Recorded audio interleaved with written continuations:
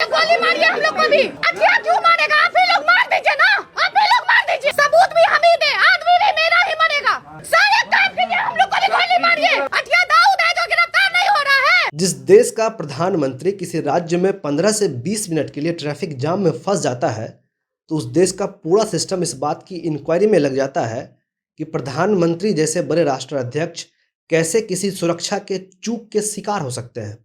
प्रधानमंत्री कहते हैं कि उनकी जान को खतरा था। बात यह हो रही है कि वहां के मुख्यमंत्री को हटाकर राष्ट्रपति शासन लागू कर देना चाहिए। लेकिन उसी देश के एक और राज्य बिहार में एक ही परिवार से संबंधित 3 व्यक्ति की मृत्यु हो गई। सबूत के साथ ये आरोप लगाया गया कि इस हत्या में मुख्यमंत्री नीतीश कुमार के कैबिनेट में मंत्री लेसी सिंह का हाथ है। तो इस पूरे राज्य का सिस्टम लेसी सिंह को मंत्री पद से नहीं हटा पाया। एक तरफ जहां प्रधानमंत्री के काफिला को क्यों रोका गया, इसके लिए कई कमेटी बनाई गई है, तो दूसरी तरफ एक ही परिवार से संबंधित 3 व्यक्ति के मृत्यु पर पूरा बिहार चुप है।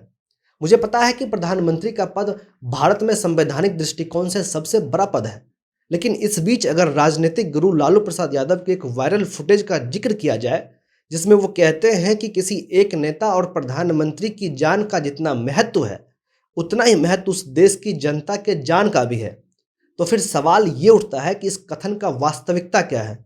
आज एक परिवार पिछले 6 महीने से डर के साए में जी रहा है और एक ही व्यक्ति उसके परिवार से संबंधित 3 लोगों को मार चुका है।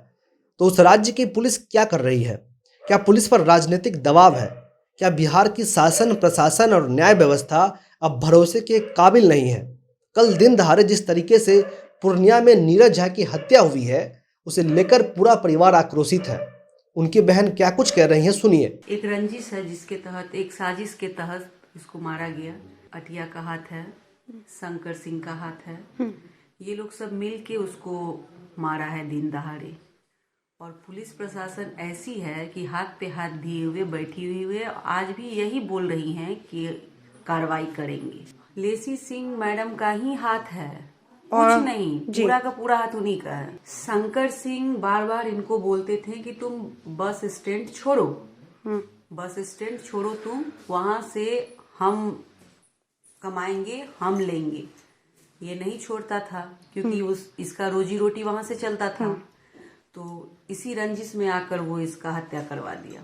जी हाँ, मेरे भैया हमको बताए थे इस बारे में, ठीक ना। हम लोगों में बात हुई थी कि हाँ मेरे जान को खतरा है, मेरे जान को खतरा लेसी सिंह, शंकर सिंह और अटिया, इस तीनों से खतरा है। अब सुनिए कि आज से कुछ दिन पहले जब मैंने रिंटू सिंह की पत्नी अनुलिका सिंह से बातचीत की थी, तो बिहार के समाज और न्याय व्यवस्था के बारे में उन्होंने क्या कहा था। आपके पति के साथ जो कुछ भी हुआ और अभी जो आप उनके पीछे इंसाफ के लिए दौड़ रही हैं, आपको अभी के वर्तमान के शासन व्यवस्था पर, न्याय व्यवस्था पर यकीन है? देखिए, हमको तो यकीन नहीं है, क्योंकि हम 3 तारीख को जो केस किए थे, अगर उन पे अगर प्रशासन ठीक से काम करती तो आज मेरे पति मेरे साथ में होते। और उनके जाने के बाद जब हम वो प्रशासन प्रूफ मांगे तो प्रूफ हमको 12 तारीख को हम उनको दे दिए कि ये रहा प्रूफ। अब उनके बाद भी प्रूफ देने के बाद भी हम वो बोल रहे हैं कि उनको पकड़ा जाए, पकड़ा दे। क्यों नहीं पकड़ा जा रहा है जब तक उनको सपोर्ट नहीं कर रही है लेसी सिंह?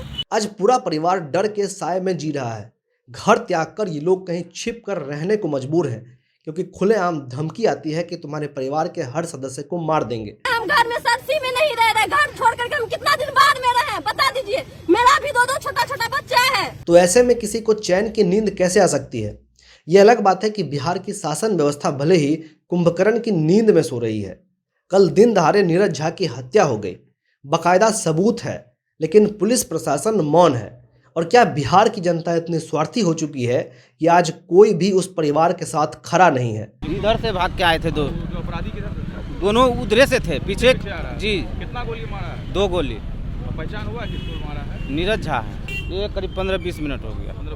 बिहार विपक्ष के नेता तेजस्वी यादव ने परिवार के साथ बैठकर आरजेडी के दफ्तर में प्रेस कॉन्फ्रेंस किया था। लेकिन क्या बिहार के विपक्ष में भी इतना दम नहीं है कि वो सरकार पर दबाव बना सके? सवाल ये है कि ऐसे में कौन सुनिश्चित करेगा कि बिहार की जनता तक न्याय पहुंच पाए?